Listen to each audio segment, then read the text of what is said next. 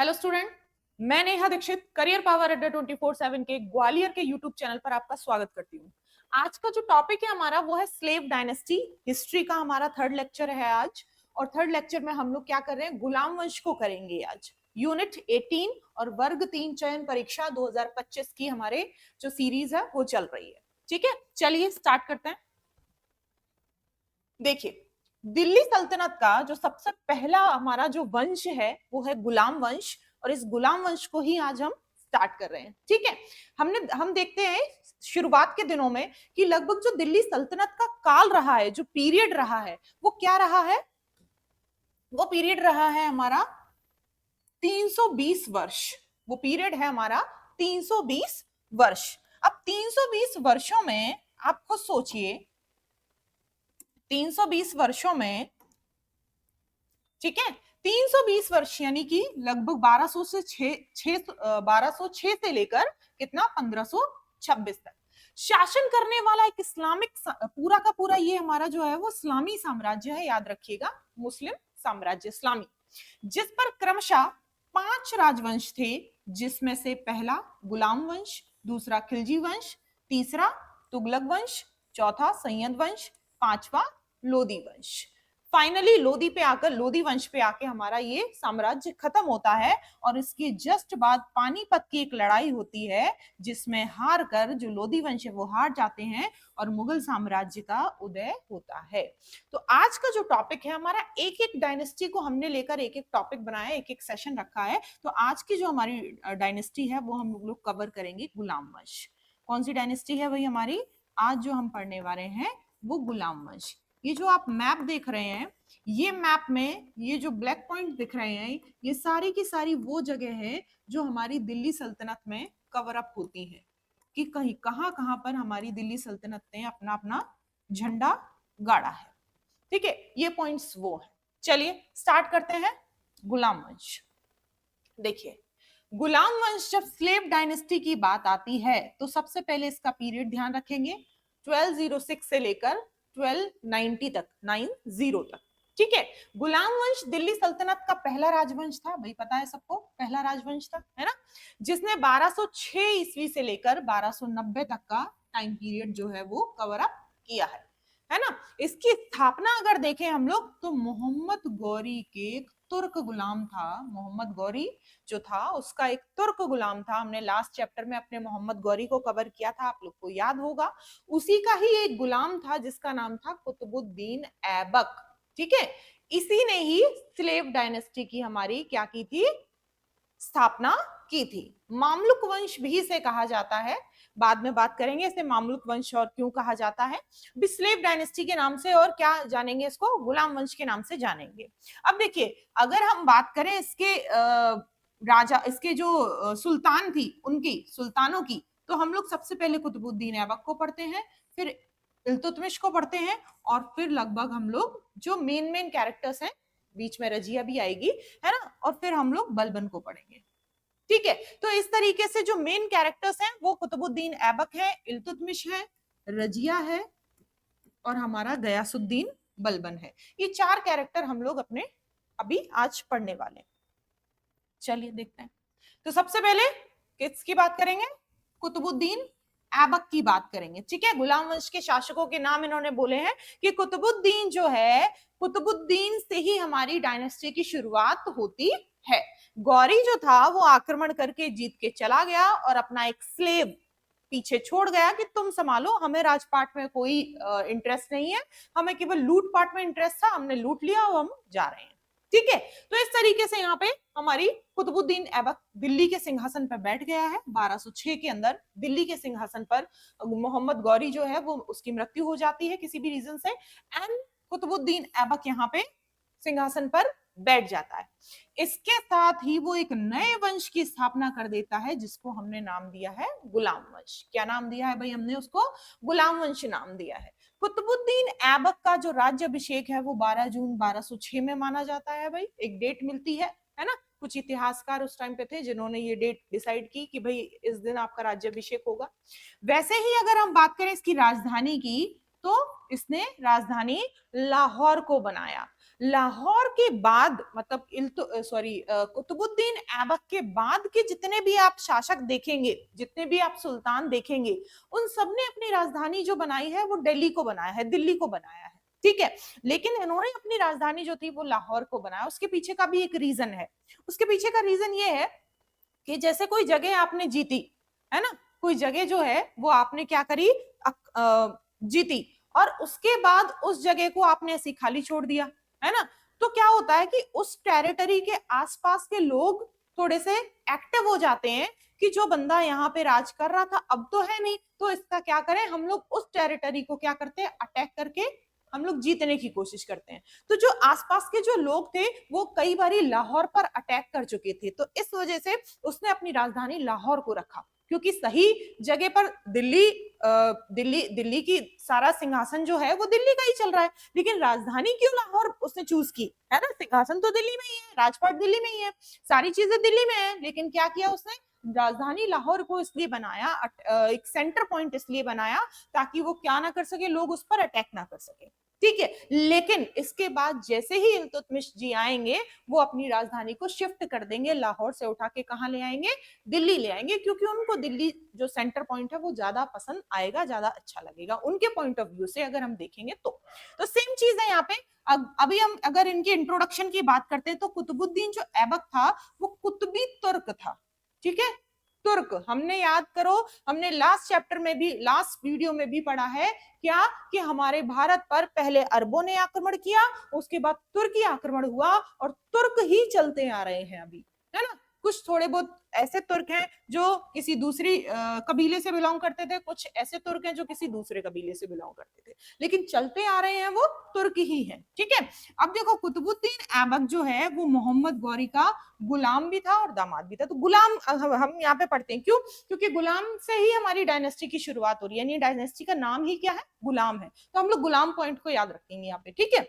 अब देखो एक और पॉइंट यहाँ पे बनता है कि ऐबक को लाख बख्श की उपाधि दी गई थी, हातिम ताई की संज्ञा दी गई थी और लाख बख्श की उपाधि। अब लाख बख्श क्या, थोड़ा हाथ खुला हुआ लोगों का होता है, हाथ खुले होने का मतलब ये नहीं कि एक थप्पड़ मार दो, हाथ खुले होने का मतलब ये है कि लोगों को दान पुण्य थोड़ा ज्यादा कर दो, मतलब कि एक अच्छाई के तौर पे, है ना, कि अगर कोई गरीब है या कोई ऐसा है जो खाने पीने के लिए दुखी है या कोई कपड़ों के लिए दुखी है तो उसे कपड़े दो, खाने पीने के लिए दुखी तो ऐसे कर दो, है ना। तो कुछ थोड़ा सा क्या करते थे, ये दान पुण्य में ज्यादा बिलीव रखते थे, इसीलिए लोगों ने क्या उपाधि दी, लाख बख्श की उपाधि दी, लाखों का दान दे दिया, ठीक है।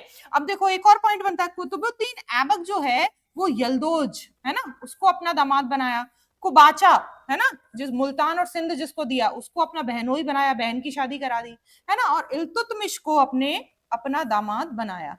यानी कि इल्तुतमिश जो था वो भी इसका गुलाम था, लेकिन उसने अपनी बेटी की शादी इससे करा दी और इसका दामाद बन गया, ठीक है। अब देखो गौरी की मृत्यु के बाद सिंहासन का कोई और दावेदार ना बन सके। देखो जब गौरी जो थी, सॉरी गौरी जो था, मतलब कि मोहम्मद गौरी की यहाँ पे बात हो रही है, उसने जितने भी अपने लोग थे, है ना, जैसे गुलाम हुए और फिर उससे उन्होंने शादी करवा दी तो दामाद बन गए, तो गुलाम ही दामाद बन जाते थे अक्सर ही, है ना। जैसे आप खिलजी वंश हम लोग जब पढ़ेंगे तो मैं बताऊंगी कि बहुत सारे आपने मूवीज वगैरह में भी देखा होगा, पद्मावत मूवी अगर देखी हो तो आपको पता होगा कि क्या होते थे, कि गुलाम ही होते थे हर जगह, और वो उनको ही अपनी बेटी से शादी करके उनको दामाद बना लेते थे और फिर वही सिंहासन पर बैठ के उनके उत्तराधिकारी का रोल निभाते थे। तो वैसे सेम चीज है यहाँ पे, ठीक है। अब यहाँ पे देखो पहली बार गुलाम वंश की स्थापना हमारे ऐबक जी ने की थी, है ना, ऐबक को लाख बख्श की उपाधि दी जाती है और इनके द्वारा ही दिल्ली में कुतुब मीनार बनाने का श्रेय भी जाता है। अगर आपको ये पूछा जाए कि कुतुब मीनार की नींव किसने डाली थी, बनाने की शुरुआत किसने करी थी, तो आपका आंसर होगा क्या, कुतुबुद्दीन ऐबक। लेकिन कुतुबुद्दीन और कुतुब मीनार दोनों का दूर दूर तक कोई रिलेशन नहीं है, ठीक है, मतलब नाम जरूर मैच कर रहे हैं लेकिन दूर दूर तक कोई रिलेशन नहीं है, इनके नाम से ही वो नाम नहीं रखा गया है ना। तो ये नाम क्यों पढ़ा गया है वो देखो, हम अपनी अगली स्लाइड में देख रहे हैं कि उन्होंने अपने गुरु कुतुबुद्दीन बख्तियार काकी, एक नाम मिलता है कुतुबुद्दीन बख्तियार काकी, इनके नाम के ऊपर इनको सम्मान देने के लिए हमने, जैसे आज की डेट में कोई रोड बनाई हमने, और जैसे दिल्ली में भी है महात्मा गांधी रोड, है ना, तो दिल्ली में भी है और यहाँ पे भी ग्वालियर में भी है गांधी रोड, है ना। तो इस तरीके से क्या होता है कि हम लोग सम्मान के लिए किसी भी बिल्डिंग का, किसी भी रोड का या किसी भी जगह का नाम किसी भी इंसान के सम्मान में रख देते हैं। तो वैसी सेम चीज थी कि कुतुब मीनार का जो नाम पड़ा, कुतुब जो वर्ड लिया गया वो कहां से लिया गया, वो कुतुबुद्दीन बख्तियार काकी जी के नाम पर लिया गया। ठीक है, फर्स्ट पॉइंट याद रखिएगा। सेकंड क्या कह रहे हैं, इसका निर्माण वो पूरा तो नहीं करा सका, बाद में जो इल्तुतमिश जी थे उन्होंने इसका निर्माण पूरा करवाया, लेकिन उसने नींव किसने डाली थी, ये हम कुतुबुद्दीन ऐबक का नाम लिख सकते हैं। ठीक है, निर्माण पूरा किसने कराया, दूसरा पॉइंट है हमारा, तो वो इल्तुतमिश का नाम आएगा बच्चा। तीसरा क्वेश्चन है कि दिल्ली में स्थित है ना कुवैत उल इस्लाम मस्जिद है ना, और अजमेर का 2.5 दिन का झोपड़ा, इनका निर्माण किसने कराया, तो इसका भी आंसर कुतुबुद्दीन ऐबक ही मिलता है। याद रखिएगा, अजमेर का 2.5 दिन का झोपड़ा किसने बनाया, कुतुबुद्दीन ऐबक ने बनाया, और दिल्ली में ये कुवैत उल इस्लाम मस्जिद जो है वो भी कुतुबुद्दीन ऐबक की बनाई हुई है। ठीक है, अब देखो यहां पर नोट क्यों लिखा है मैंने, नोट इसलिए लिखा है कि आपको ये बात पता होगी कि भारत में सबसे पहली मस्जिद जो बनाई थी वो इन्होंने ही बनाई थी, और यही वाली थी कुवैत उल इस्लाम मस्जिद। पहली मस्जिद जो भारत में बनी थी वो यही वाली मस्जिद थी और इन्होंने बनाई। ठीक है, अब देखो यहाँ पे मृत्यु से डेथ से क्वेश्चन आता है, तो आपका सिंपल सा आंसर होगा कि कैसे हुई थी इसकी डेथ। इसकी डेथ जो थी वो चौगान खेलते समय घोड़े से गिरकर इसकी मृत्यु हो गई थी। एक गेम होता है ना, जैसे हम लोग जब हॉर्स पे बैठ के, घोड़े पे बैठ के, और वो ऐसे डंडी मारते हैं, जो बॉल नीचे होती है और वो एक होल बना होता है, उसमें बॉल जाके गिर जाती है, उसको पोलो भी बोलते हैं। तो वो चौगान वही गेम था कि घोड़े पे हॉकी टाइप का होता है ना, एक स्टिक टाइप की, उससे बॉल ऐसे लुढ़काते हैं। तो वो वाला जो गेम था वो खेल रहा था वो, और उस टाइम पे घोड़े से गिरकर उसकी डेथ हो जाती है। अच्छा हाँ, ये भी पूछते हैं भाई इसे कहाँ दफनाया गया, ये भी इंपॉर्टेंट क्वेश्चन है। 6 पॉइंट में हमारा ये पूछता है कि इसे दफनाया कहाँ गया था, इसका मकबरा कहाँ है। तो ये क्वेश्चन हुआ हमारा, इसकी मृत्यु जो हुई वो वहां पे हुई और इसको लाहौर में ही दफना दिया गया था। ठीक है, ये हमारे 4-5 फैक्ट यहाँ से बनते हैं। अब देखो इल्तुतमिश से भी बनते हैं। इल्तुतमिश का सबसे पहले कार्यकाल देखो 1210 से लेके 1236, काफी अच्छा कार्यकाल है इसका, है ना। अब देखो इल्तुतमिश गुलाम वंश का वास्तविक संस्थापक कहा जाता है। क्यों कहा जाता भाई, ऐसा क्या इन्होंने किया, तो आप देख सकते हो कि बहुत सारी चीजें इल्तुतमिश ने सही की जो कि उस टाइम पे सही ऐबक नहीं कर पाया था। ठीक है, जैसे सबसे अच्छा एग्जांपल हम यही कह सकते हैं कि कुतुब मीनार को भी वो आधा अधूरा छोड़ के चला गया, नींव पड़वाई तो वो उसने कंप्लीट किया, और भी बाकी बहुत सारे काम थे जो उसने उसके छोड़े हुए भी कंप्लीट करे। ठीक है, तो कुतुबुद्दीन ऐबक की मृत्यु के बाद इल्तुतमिश ने दिल्ली के सिंहासन पर बैठा, और दिल्ली का शासक बनने से पहले वो कहाँ का राजा था, बदायूं का राजा था, है ना, बदायूं का गवर्नर था, ये कह सकते हैं। इसने दिल्ली के सिंहासन पर बैठने के बाद राजधानी को लाहौर से दिल्ली स्थानांतरित किया। अभी मैंने आपको बताया था कि ऐबक जो था वो उस डर में जी रहा था कि लाहौर पर कोई दोबारा अटैक करके उसको अपने टेरिटरी में मिक्स ना कर ले, लेकिन इसको ये डर नहीं था। क्यों, क्योंकि इसको लगता था कि हम तो सब जीत लेंगे, हम सब संभाल लेंगे। ठीक है, तो यहाँ पर 10 गुना ज्यादा वो पावरफुल था, ये भी कह सकते हैं, और डेयरिंग भी था। तो उसने क्या किया, यहाँ पे अपनी राजधानी लाहौर से दिल्ली में शिफ्ट कर ली, है ना। उसको अब ये वाला डर नहीं था कि लाहौर पर कोई और अटैक कर लेगा। ठीक है, तो यहाँ पे ये क्वेश्चन पूछा जाता है आपसे, क्या क्वेश्चन पूछा जाता है कि भाई कौन सा ऐसा दिल्ली सल्तनत का शासक था जिसने अपनी राजधानी को स्थानांतरित किया। तो आपका आंसर होगा कि मैम किसने किया, इल्तुतमिश ने किया। और राजधानी कहां से कहां ले गया, तो इसका आंसर होगा लाहौर से दिल्ली उसने अपनी राजधानी को शिफ्ट कर लिया। ठीक है, दूसरा पॉइंट। तीसरा पॉइंट क्या है, तीसरा पॉइंट पूछता है कि भाई इल्तुतमिश जो था वो इल्बरी तुर्क था, है ना। तुर्क की कौन सी जनजाति, कौन सी प्रजाति थी, तो हम कह सकते हैं इल्बरी तुर्क था। ठीक है, कौन सी प्रजाति का था, इल्बरी तुर्क था। कुतुबुद्दीन ऐबक, है ना, दामाद और गुलाम था, ये बात तो हम पहले कर ही चुके हैं। इल्तुतमिश को गुलामों का गुलाम कहा जाता था। क्यों कहा जाता था, क्योंकि देखो कुतुबुद्दीन ऐबक का गुलाम था, और कुतुबुद्दीन ऐबक जो था वो गौरी का गुलाम था, है ना। तो गुलामों का गुलाम को क्या कहेंगे, इल्तुतमिश कहेंगे, है ना। जैसे बापों का बाप, वैसे ही गुलामों का गुलाम, तो एक गुलाम फिर उसका दूसरा गुलाम। तो वैसे ही हमने महमूद गौरी का गुलाम कुतुबुद्दीन ऐबक, और ऐबक का गुलाम इल्तुतमिश, तो गुलामों का गुलाम हो गया ये। ठीक है, पूछते हैं दिल्ली सल्तनत के किस शासक को गुलामों का गुलाम कहा जाता है, तो आंसर इज इल्तुतमिश को कहा जाता है। दूसरा, इल्तुतमिश एकता प्रथा और शुद्ध अरबियन सिक्के चलाने वाला प्रथम शासक था। मोस्ट मोस्ट मोस्ट इंपॉर्टेंट, क्या बोल रहे हैं, देखो यहाँ पे समझने की कोशिश करो। पहला बोल रहे हैं कि इक्ता प्रणाली इसने शुरू की। इक्ता, इक्ता क्या है? भूमि का एक टुकड़ा, भूमि का एक टुकड़ा, ठीक है। इक्ता क्या है? भूमि का एक टुकड़ा। अब भूमि का टुकड़ा जैसे सपोज ये हमारी टेरिटरी है, ठीक है। तो अगर हम कोई काम कर रहे हैं किसी राजा के लिए, मैं किसी राजा के लिए काम कर रही हूँ, तो मैं फ्री में काम थोड़ी करूंगी, मैं कहूंगी कि भाई हमें सैलरी भी तो दो, पैसा भी तो दो। अब हमने सैलरी, उन्होंने कहा चलो बताओ कितनी सैलरी चाहिए, तो मैंने कहा चलो दे दो 5-7 लाख रुपए तो महीने के दे दो, इतने में काम चल जाएगा। तो यहाँ पे 5-7 लाख रुपए उन्होंने देने के लिए मुझे मना कर दिया कि हमारे पास इतना नहीं भाई, इतना तो नहीं दे पाएंगे। तो मैंने कहा फिर ठीक है, फिर कुछ जमीन वमीन कुछ हमारे नाम पे कर दो। तो उन्होंने क्या किया कि इसी टेरिटरी की एक छोटी सी जमीन का टुकड़ा मुझे दे दिया, मुझे दे दिया। अब देखो जब जमीन मुझे दे दी, सोचना, तो जमीन जब मुझे दे दी तो इससे क्या करूं मैं? जमीन क्या खाऊंगी? ये जमीन को कहीं बेच दूंगी? वो कर नहीं सकती, क्योंकि जमीन तो अभी भी उन्हीं के नाम में दे दी मुझे कि भाई इस जमीन का तुम देख लो, तुमको क्या करना है, बाकी देखो। तो बेच नहीं दूंगी। अगर बेच भी दूंगी तो फिर और बाकी चीजें कैसे चलेंगी? और लाइफ है ना, रनिंग, देखो लाइफ जीने के लिए क्या चाहिए? रनिंग पैसा चाहिए। तो रनिंग पैसा कहाँ से आएगा अगर एक बार मैं उसको बेच दूंगी? फिर मतलब हमेशा बैठ के तो नहीं खा सकते। तो क्या करेंगे हम यहाँ पे? इस जमीन में क्या करेंगे? इस जमीन को जो भी इस्तेमाल करेगा उससे रेवेन्यू कलेक्ट करेंगे, है ना। उससे, जैसे सड़क बनाई, किसी ने सड़क बनाई, अब सड़क पर गुजरने वाले लोगों से रेवेन्यू कलेक्ट कर रहे हैं ना, टैक्स ले रहे हैं। उस टैक्स के पैसे को फिर हम क्या कर रहे हैं? यूज कर रहे हैं। ऐसा तो नहीं किया कि जो सड़क बनाई हमने उसको बेच दी, इकट्ठा पैसा मिल गया, बैठ के खाएंगे। ऐसा नहीं कर सकते। उस लैंड को, उस जमीन को यूज करने वाले लोगों से हम लोग रेवेन्यू कलेक्ट करेंगे और उस पैसे को हम अपना काम करेंगे।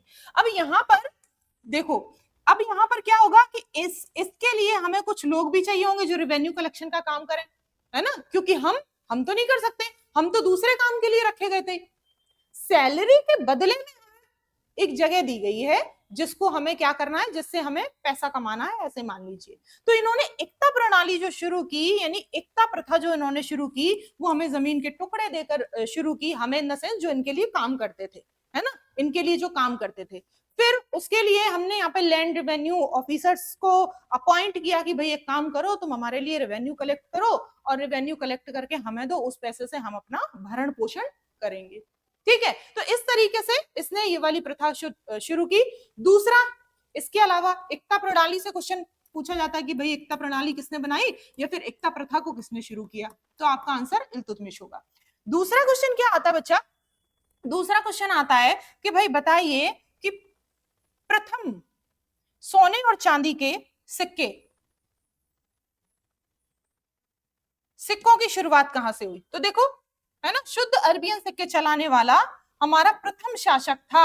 इसने सोने और चांदी दोनों के सिक्के चलवाए, और सोने और चांदी के सिक्कों में देखो, सिक्कों में अगर हम सोने के सिक्कों को, या पीतल, पीतल भी कह सकते हैं, सोना मतलब वहां पे पीतल भी था, दोनों ही चीजें ले लो, ठीक है, पीतल या फिर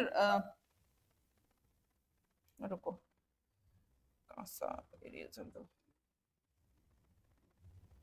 ठीक है, तो यहाँ पे पीतल भी कह सकते हैं यहाँ पे, क्योंकि उस टाइम पे बहुत सारी धातुओं मिक्स होती थी, तो इतना पता नहीं चलता था सोना और पीतल, ठीक है। तो यहाँ पे सोने के सिक्के को जीतल कहा इन्होंने, जीतल,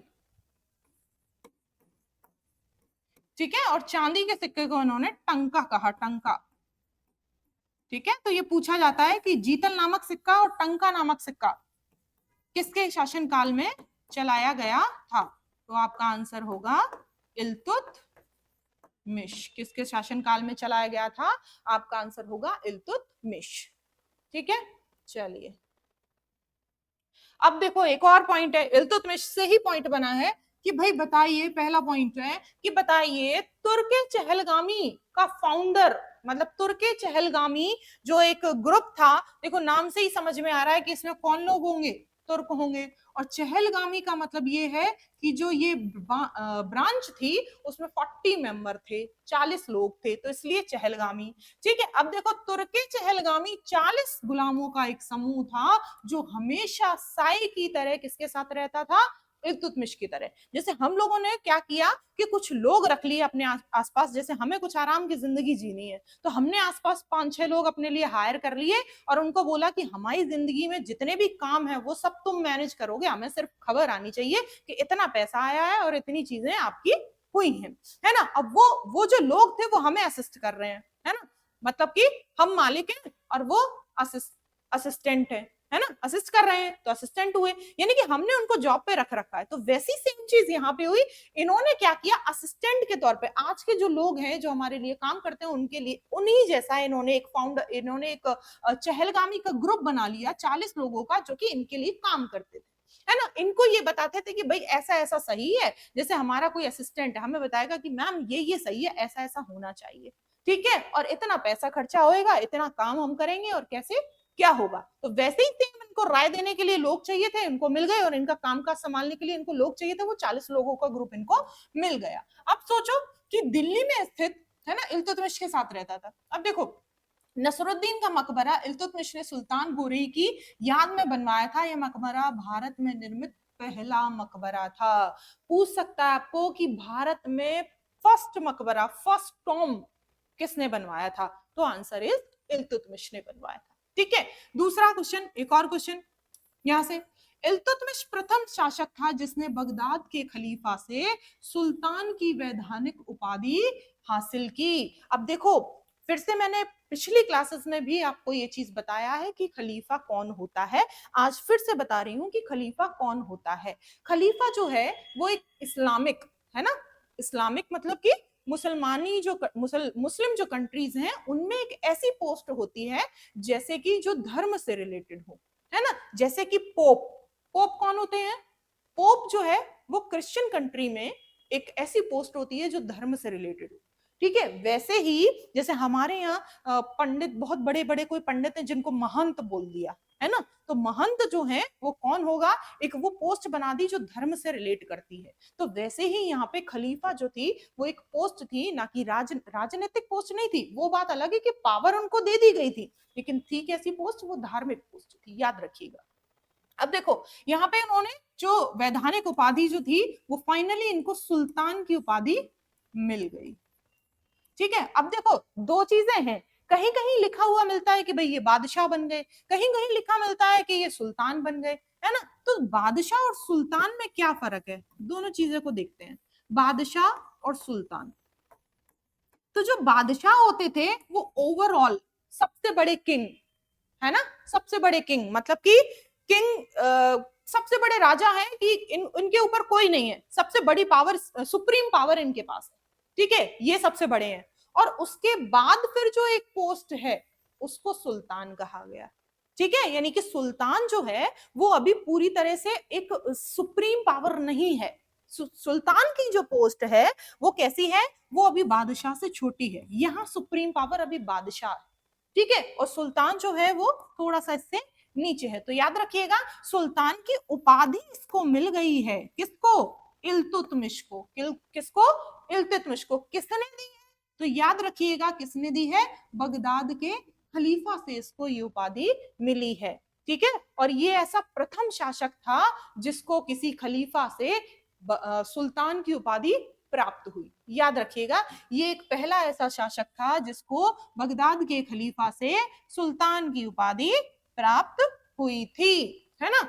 अब फाइनली जो है वो देखेंगे हम लोग 1236 में इसकी जो है वो डेथ हो जाती है। ठीक है, लेकिन इससे पहले इसकी कुछ ख्वाहिशें थी, इसके दो बेटे थे और एक बेटी थी। तो जो बेटे थे वो एकदम पागल से थे, निठल्ले कह लो, जैसे कोई काम धाम के नहीं, बस खाना पीना और सोना वाला हिसाब किताब था। ठीक है, और लेकिन जो बेटी थी वो थोड़ी सी लायक थी, वो थोड़ी सी काबिल थी, और उसको ऐसा फील आता था कि अगर कभी मैं मर जाऊं तो मेरी डेथ के बाद क्या हो, रजिया जो है उसकी बेटी जो थी उसको सुल्तान बनाया जाए, उसकी हार्दिक इच्छा थी। ठीक है, क्योंकि पता देख के चल जाता है ना कि भाई हमारी आने वाली जो जनरेशन है वो कैसी निकलेगी, है ना, तो हमारे बेटे नकारा निकलेंगे, हमारी बेटी अच्छी निकलेगी, तो वो फीलिंग उसको आ रही थी, है ना। अब देखो यहाँ पर उसने मरने से पहले कुछ इच्छाएं अपनी जताई, लेकिन क्या हुआ, कुछ अलग चीजें हो गई। कैसे, उसने अपनी पुत्री को अपना उत्तराधिकारी घोषित कर दिया, है ना, लेकिन यहाँ पे सबसे बड़ा सवाल ये था कि भाई पुत्री, सबसे बड़ा सवाल क्या था, बेटी पुत्री।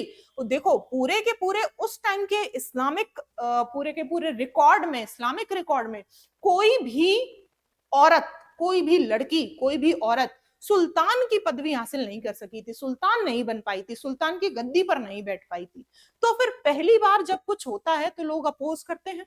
पहली बार जब कोई महिला एक बड़ी पदवी पर, एक अच्छी डेजिग्नेशन पर, उच्च पद पर आती है तो लोग अपोज करते हैं। तो सेम चीज उसके साथ हुई, है ना, सेम चीज उसके साथ हुई कि जो रजिया थी उसका लोगों ने क्या किया, अपोज किया कि भाई नहीं, ये तो लड़की है, लड़की होकर कैसे शासक कर सकती है, लड़की होके शासन कैसे संभाल सकती है ना, सुल्तान कैसे बन सकती है, सुल्तान तो केवल लड़के बन सकते हैं।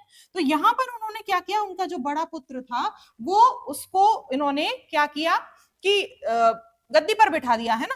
क्यों, क्योंकि तुर्कों की व्यवस्था, देखो जो तुर्के चहलगामी इन्होंने बनाया था वो भी सोच रहे थे कि भाई शायद ऐसा हो नहीं सकता, कोई महिला जो है वो उत्तराधिकारी बन नहीं सकती, है ना। लेकिन क्या हुआ कि जैसे ही इल्तुतमिश की पत्नी, जो मतलब उसकी वाइफ थी जिसका नाम था शाह तुर्काना, उसके नेतृत्व में उसके छोटे बेटे को रुकनुद्दीन फिरोज को सुल्तान बना दिया गया। क्यों, क्योंकि बड़ा बेटा मार दिया गया था, ठीक है। तो अब क्या हुआ, परंतु चालीसा ने रुकनुद्दीन को गद्दी पर बिठाया। चालीसा कौन, चालीसा कौन, चहलगामी। चालीसा कौन, चहलगामी। चालीसा उनको बोला गया जो 40 लोगों का एक ग्रुप था, ठीक है। क्यों, क्योंकि रजिया के फेवर में नहीं थे, क्योंकि सिर्फ एक ही कारण था और कोई कारण नहीं था, क्योंकि वो एक लड़की है, क्योंकि वो एक बेटी है, महिला है, ठीक है। अब यहाँ पे इन्होंने छोटे बेटे को रुकनुद्दीन को बना दिया, गद्दी पर बिठा दिया। अब आगे की कहानी क्या कहती है भाई, कि जब रुकनुद्दीन बैठ गया तो रुकनुद्दीन जो था, क्योंकि वाइफ थी उसके साथ में, उसकी माँ थी, उसकी बीवी थी, है ना, इल्तुतमिश की। तो वहां पे क्या हुआ कि कुछ चीजें जो थी वो समर्थन नहीं हो पा रही थी, क्योंकि वो एक छोटा बालक था और चीजें कैसी संभाली जाए, वाइफ को भी उतनी नॉलेज नहीं थी, उसकी उसकी माँ को वो भी इतनी नॉलेज नहीं थी। तो चालीसा जो थी वो सोच रही थी कि हमारा पावर सारा चलेगा, ये तो छोटा सा बच्चा है, क्या ही सोचेगा, बस गद्दी में नाम के लिए बिठा दिया है। लेकिन वहां पर जब चीजें ठीक से नहीं चली तो रजिया ने क्या किया, रजिया ने रुकनुद्दीन को अपदस्थ करके सत्ता प्राप्त कर ली। रजिया ने कहा कि नहीं, मैं ही गद्दी पर बैठूंगी, महिला हूं तो क्या हुआ, महिला हूं तो क्या हुआ, मैं ही गद्दी पर बैठूंगी। तो उत्तराधिकार को लेकर जो रजिया का एक वॉर चल रहा था, एक युद्ध चल रहा था अपने ही भीतर, अपने ही लोगों के साथ, तो वहां पर क्या हुआ, रजिया जो थी वो जीत गई और फाइनली जनता ने भी उसका समर्थन किया। और जब जनता ने उसका समर्थन किया तो वो फाइनली गद्दी पर बैठ गई, यानी फाइनली गद्दी उसको मिल गई, ठीक है। अब देखो, अब चालीसा भी तैयार हो गया कि चलो कोई बात नहीं, एक लायक बेटी है अगर तो क्यों नहीं उसको बना देते हैं, ठीक है। चालीसा भी रेडी हो गया। अब उनके नियम थे कि भाई कोई भी औरत अगर दरबार में आएगी तो पर्दा करके आएगी, है ना, और ज्यादा ऊंची आवाज में बोलेगी नहीं, तलवार तो दूर की बात है, एकदम शर्माती हुई दुल्हन की तरह चली आएगी, बस गद्दी पर बैठी रहेगी, है ना, तलवार तो बहुत दूर की बात है। लेकिन हुआ जस्ट इसका उल्टा, उसने क्या किया, पर्दा प्रथा त्याग दी और जैसे पुरुष कपड़े पहनते थे उसकी पोशाक हासिल कर कर वो पूरा का पूरा कहाँ पे आ गई, दरबार में गद्दी पर बैठी तलवार लेकर, ऐसे एकदम शानो शौकत के साथ कि महिला हूं तो क्या हुआ, है ना, शासक हूं, सुल्तान हूं, है ना, देखो सुल्तान हूं मैं, सुल्तान की उपाधि मिली है, महिला हूं तो क्या हुआ। तो सेम चीज यहाँ पे क्या हुआ कि वो इससे जब ये सब चीजें उन्होंने देखी, किसने, चालीसा ने, क्योंकि चालीसा उस टाइम पे बहुत ही इंपॉर्टेंट एक रोल प्ले कर रहा था कि भाई हम लोग ऐसे लोग हैं कि जो हम लोग कहेंगे कि इस्लाम के तरीके से क्या सही है क्या गलत है वो शासक को भी मानना पड़ेगा, है ना। तो चालीसा इज वेरी इंपॉर्टेंट वहां पर। अब देखो क्या है कि उसने यहां पर एक बैठी गद्दी पर कुछ चीजें हैंडल भी की, ऐसा नहीं है कि कुछ चीजें हैंडल नहीं की, कुछ चीजें हैंडल भी की, लेकिन छोटी सी एक गलती हो गई। क्या गलती हो गई, उसके ही एक कह सकते हैं कि उसके यहाँ उसी शासन व्यवस्था में काम करने वाला एक आदमी था, उसको उसने क्या किया, एक बहुत ही ऊंची पोस्ट पर दे दी। और ऊंची पोस्ट दे दी, क्यों दे दी, क्योंकि उसको प्यार हो गया यहाँ पे, ठीक है। यहाँ पे ये लव एंगल बन गया भैया। अब जब लव एंगल बन गया तो भाई देखो क्या होता है ना, पर्सनल और प्रोफेशनल लाइफ जब मिक्स होती है तो चीजें खराब होती हैं। पर्सनल और प्रोफेशनल लाइफ जब मिक्स होती है तो चीजें खराब होती हैं, चाहे वो लड़का हो चाहे वो लड़की हो। तो यहाँ पे क्या हुआ कि इन्होंने प्यार कर लिया, और प्यार करने के साथ साथ क्या कर दिया, याकूत को एक बहुत ही जिसके लायक वो नहीं था, है ना, जिसके लायक वो नहीं था, उस पोस्ट पर उसको बिठा दिया कि भाई कोई काम मत करो तुम, बस एक पोस्ट ले लो और यहाँ पे बैठ जाओ। अब ये यहाँ पे लव एंगल बन गया, तो यहाँ पर और भी चीजें खराब हो गई। अब जो चालीसा है वो बिल्कुल भी फेवर नहीं कर रहा है कि एक तो सारी जो औरतों की जो एक चीजें हैं वो भी तुम फॉलो नहीं कर रही हो, और ऊपर से तुमने ये तो बहुत ही बड़ी गलती कर दी, प्यार करना तो बहुत ही बड़ी गलती हो गई, और उसके बाद उस प्यार को एक गद्दी पर, एक पोस्ट पर आपने बिठा दिया जिसके लायक वो नहीं था, ये तो उससे भी बड़ी गलती हो गई। ठीक है, अब यहाँ पे क्या होगा, रजिया सुल्तान को इन सब गलतियों गतिविधियों की वजह से जो पूरा का पूरा चालीसा था, जो हमारा अमीर समूह था, वो पूरा का पूरा नाराज है रजिया से कि रजिया तुम क्या ही कर रही हो। ठीक है, तो यहाँ पे रजिया के शासनकाल में मुल्तान, बदायूं और लाहौर के सरदारों ने विद्रोह कर दिया। तो अलग अलग जगह पर अलग अलग विद्रोह होने लगे। अब रजिया क्या करेगी, एक जगह पे विद्रोह होगा तो भाई युद्ध के लिए जाएगी, अब बहुत सारी जगह छोटी छोटी जगहों पे सब लोगों ने विद्रोह कर दिया कि भैया ये क्या चल रहा है ना। तो यहाँ पे क्या हुआ कि रजिया ने भटिंडा के गवर्नर अल्तुनिया से विवाह किया। अब ये कहानी क्या है भैया, है ना, वहां पर क्या हो गया, वहां पर जो चीजें थी वो बिगड़ गई, और लोग जो थे वो विद्रोह करने लगे, और फाइनली जो था इन्हीं विद्रोहों की उसमें ये वाला जो याकूत है वो मारा जाता है। याकूत जो है वो विद्रोहियों के उससे मारा जाता है। अब जब ये मर गया और रजिया जो थी वो छोटे छोटे विद्रोहों को दबाने के लिए जब लड़ने गई, तो ये जो भटिंडा के गवर्नर थे इन्होंने इसको कैदी बना लिया। क्या कर दिया इन्होंने, अल्तुनिया जी जो थे, है ना, ये इन्होंने क्या कर दिया, इसको कैदी बना लिया। किसको, रजिया को। जब इनसे वो लड़ने आई है तो इन्होंने इसको कैदी बना लिया, रजिया को। अब रजिया जब कैदी बन गई तो उसने सोचा क्यों ना इनको एक ऑफर देते हैं। कैसा ऑफर, इन्होंने कहा एक काम करो, तुम मुझे बंदी बना के तुमको क्या ही मिलेगा, मुझे मार डालोगे और क्या मिलेगा इससे ज्यादा, वहां पे तो 40 चहलगामी जो बैठा है वो तो तुमको कभी राज हासिल करने नहीं देगा, वो तो फिर अपनी चलाएगा, उनमें से ही कोई बन जाएगा, है ना। जो तुर्क चहलगामी का जो ग्रुप है वो सबसे ज्यादा भी पावरफुल है।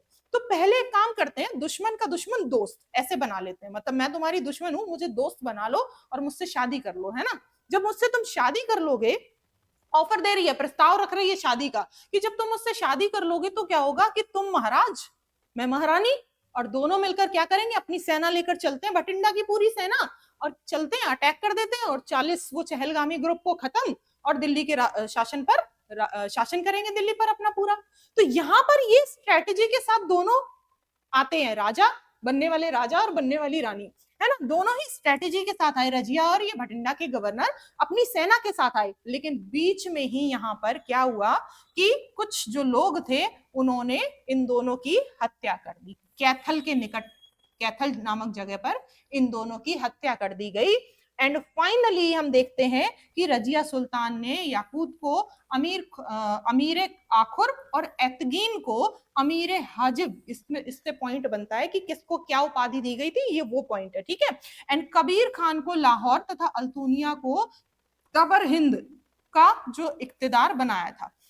यहां से भी क्वेश्चन बनता है, जब रजिया मर गई, ये तो पूरी कहानी है, लेकिन उसने किस किस को क्या क्या उपाधि दी और किस किस को इक्तदार बनाया, ये क्वेश्चन बनता है। तो आप याद रखना ये भटिंडा के गवर्नर थे। ठीक है, अल्तुनिया, तबर हिंद, अल्तुनिया को तबर हिंद, जो आज का भटिंडा वाली जो जगह है उसको तबर हिंद पहले बोलते थे, वहां का गवर्नर इनको बनाया था, और उन्होंने ही विद्रोह कर दिया था जिसे शांत करने के लिए ये वहां गई थी और इसको बंदी बना लिया गया था।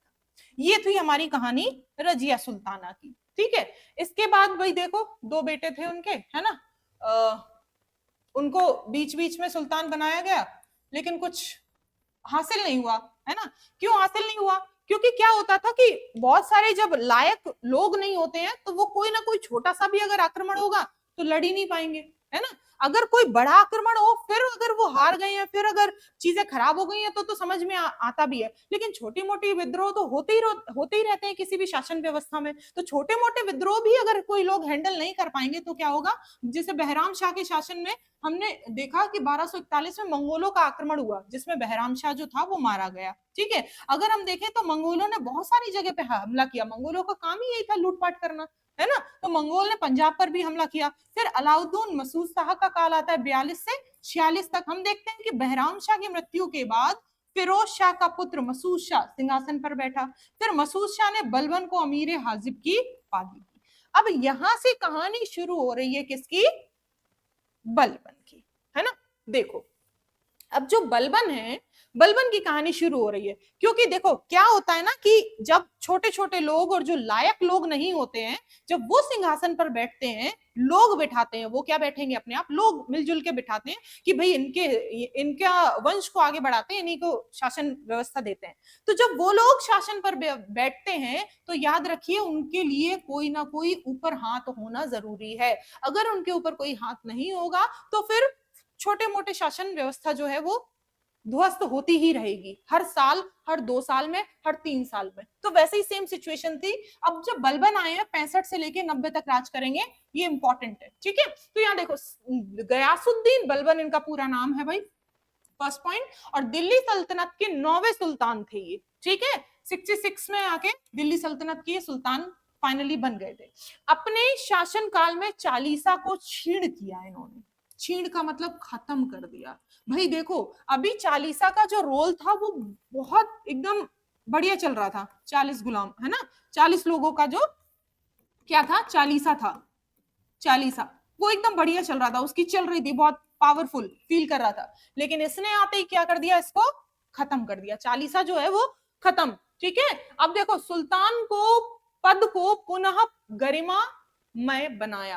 अब देखो यहाँ पे जब छोटे मोटे सुल्तान बैठ रहे थे तो बस ऐसे ही नाम के लिए कि भाई इसको गद्दी पे बिठा दो, इसको गद्दी पे, लेकिन शासन व्यवस्था तो थी वो चालीसा के हाथ में थी। लेकिन यहाँ पे आके जब चालीसा खत्म हो गई तो फाइनली जो सिंहासन की गरिमा थी वो लौट के आ गई। ठीक है, तो वो बता रहे हैं कि शासन जो काल में चालीसा को छीड़ करने के बाद इन्होंने सुल्तान के पद को, जो सिंहासन था, उसकी गरिमा को पुनः बनाया। ठीक है, अब देखो, बलबन गुलाम वंश का सर्वाधिक महत्वपूर्ण शासक क्यों माना जाता है, क्या रीजन थे इसके पीछे। तो भाई देखो, सीधी सी बात है, बलबन जो था वो इल्तुतमिश का दास था। इल्तुतमिश ने बलबन को खासकर नियुक्त किया था। क्यों, क्योंकि इसके बाद बलबन को हांसी का इक्तादार भी नियुक्त किया था। देखो क्या होता है ना कि जब दास, स्लेव जो होते हैं, वो हम बुलाते हैं किसी भी अपने काम के लिए, तो हो सकता है उनमें से उनको एक जगह स्थायी रखने के लिए हम ऐसी डायनेस्टी में उनको शामिल कर लेते हैं, ऐसा कोई डेजिग्नेशन उनको दे देते हैं, ऐसा कोई पद दे देते हैं जिससे वो वहीं पर रहकर अपना काम कर सके। तो सेम चीज थी, इन्होंने इसको इक्तादार भी नियुक्त किया था। अभी हमने समझा था कि इक्ता क्या है। इक्ता एक छोटा सा भूमि का टुकड़ा है जिस पर हमने एक शासक को सैलरी की बजाय हमने वो जमीन का टुकड़ा दिया कि तुम इससे करो, तुमको जो करना, हम सैलरी नहीं दे पाएंगे, काम तो तुम करोगे लेकिन पैसा हमसे नहीं लोगे, पैसा खुद ही कमाओ, ये जो जमीन का टुकड़ा है इससे कमाओ, इस पर रेवेन्यू कलेक्ट करो, इससे जो भी करना है तुम करो, लेकिन अपना खुद करो। वो इक्ता था। अब देखो, बलबन ने नसरुद्दीन महमूद को सुल्तान बनाने के महत्वपूर्ण योगदान दिया। नसरुद्दीन को सुल्तान बनाकर बलबन ने अधिकतर अधिकार जो थे वो अपने नियंत्रण में ले लिए। नसरुद्दीन महमूद ने गयासुद्दीन बलबन को उलूग खां की उपाधि दी थी। क्वेश्चन बनता है, याद रखिएगा, उलूग खां की उपाधि जो थी वो किसको दी गई थी, तो याद रखिए गयासुद्दीन बलबन को दी गई थी। किसके द्वारा दी गई थी, तो नसरुद्दीन महमूद के द्वारा दी गई थी। नसरुद्दीन महमूद की मृत्यु के बाद ही बलबन सुल्तान बना। कुछ लोग तो ऐसे भी कहते हैं कि भाई इसी ने ही मार डाला था। कुछ अलग अलग स्टोरियां मिलती है ना, अलग अलग, कि भाई कुछ लोग कहते हैं कि इन्होंने ही मारकर गद्दी पर बैठ गए, कुछ लोग कहते हैं कि भाई हो सकता है चालीसा ने इनको मरवा दिया था, है ना, क्योंकि उस टाइम पे चालीसा खत्म तो हो चुका था। जब देखो बलबन नहीं बने थे तब तक तो था ही था, लेकिन जब बलबन गद्दी पर बैठे हैं तब उसने खत्म किया ना, है ना। तो हो सकता है कि भाई चालीसा का भी कुछ रोल रहा हो उसके पीछे, की चालीसा सोच रहा हो कि अगर मर जाएगा तो मैं गद्दी पर बैठ जाऊंगा। ठीक है, चलो अब देखते हैं बलबन के बारे में। तो बलबन के 4 पुत्र थे, याद रखिएगा, है ना, कैकुबाद, कैखुसरो, है ना, महमूद और कैकआउस, ये 4 पुत्र थे। बलबन का जो असली नाम था वो बहाउद्दीन था, ये भी याद रखिएगा, बहाउद्दीन, है ना, इससे भी क्वेश्चन बनता है। पहला, कितने पुत्र थे, दूसरा, उसका नाम क्या था, और तीसरा सबसे इंपॉर्टेंट क्वेश्चन, इल्तुतमिश के बाद गुलाम वंश का दूसरा ऐसा शासक है जो इल्बरी तुर्क है। इल्बरी तुर्क, अभी हमने कहा था इल्तुतमिश वाले स्लाइड में कि जो इल्तुतमिश था वो कैसा तुर्क था, इल्बरी तुर्क था। शासक बनने के बाद इसने सबसे पहला सेना का पुनर्गठन किया। देखो बलबन ने बहुत अच्छे अच्छे काम किए, सेना जो थी वो एकदम उसने लाइन पे रख दी, है ना, और उसने सेना को दीवाने आरिज कहा था। दीवाने आरिज यानी एक बहुत अहम हिस्सा है हमारे किसका, पूरे सरकार का, है ना। बलबन के ने सिजदा और पाबोस, सिजदा और पाबोस क्या होता है, देखो सिजदा जो है वो होता है झुककर सलाम करना, झुककर सलाम करना, ठीक है। और पैबोस क्या है भैया, पैबोस जो है वो आपका आपके पैरों में गिरकर, है ना, पैरों में गिरकर आपके चरणों को चूमना, है ना, मतलब चरणों में गिरकर चरणों को चूमना, यानी कि आपके पैरों पे अपना सिर रख के पैरों को चूमा जाएगा और आपको झुककर ऐसे हम लोग सलाम करेंगे। तो सिजदा और पाबोस की देखो क्या है, ये सब चीजें क्यों होती है, जैसे हम लोग भी हैं, हम लोग क्या टीचर्स हैं जो बच्चों को क्या सिखाते हैं, छोटे छोटे बच्चों को कि जैसे आप आओ तो गुड मॉर्निंग विश करो, गुड इवनिंग विश करो, सिखाते हैं हम लोग। तो सेम चीज उन्होंने भी अपने जो अपना दरबार था उसमें डिसिप्लिन मेंटेन करने की कोशिश की कि भाई अगर आप आओगे तो इस तरीके से सलाम करोगे, झुककर सलाम करोगे, और क्या करोगे, और झुककर हमारे पैर को चूमोगे, ठीक है। तो डिसिप्लिन मेंटेन करने के लिए कुछ नियम लागू किए गए, उन्हीं को ही इन्होंने प्रथाओं का नाम दिया, जैसे सिजदा और पैबोस, ठीक है, सिजदा और पैबोस, जैसे गुड मॉर्निंग, गुड इवनिंग, नमस्ते, नमस्कार, सेम चीज है। अब देखो इसने जिले इलाही, है ना, तथा नियाबते खुदाई की उपाधि धारण की। अब देखो खुद को ही सुप्रीम बताना, हमने पिछले लेक्चर में भी बात की थी कि भाई खुद को ही खुद की, अगर हम ये कहें कि हम भगवान हैं, हमारी उपाधि जो है हमने भगवान की, मैं भी देवी का रूप हूं, अगर मैं बोलूं कि मैं भी देवी का रूप हूं और मुझे देवी की तरह पूजा जाए, तो सेम चीज थी, उन्होंने अपने आप को क्या कहा, नियाबते खुदाई, कि मैं खुदा का भेजा हुआ एक इंसान हूँ, खुदाई है मेरे अंदर, मतलब एक खुदा का बंदा हूँ, खुदा का भेजा हुआ बंदा हूँ, और मुझे खुदा के बराबर ही क्या चाहिए, तवज्जो चाहिए, है ना, मुझे खुदा के बराबर ही रिस्पेक्ट चाहिए। तो सेम चीज थी यहाँ पे, जिल्ले इलाही, मैं भगवान का भेजा हुआ एक बंदा हूं और मुझे खुदा की खुदाई ने बनाया है, समथिंग लाइक।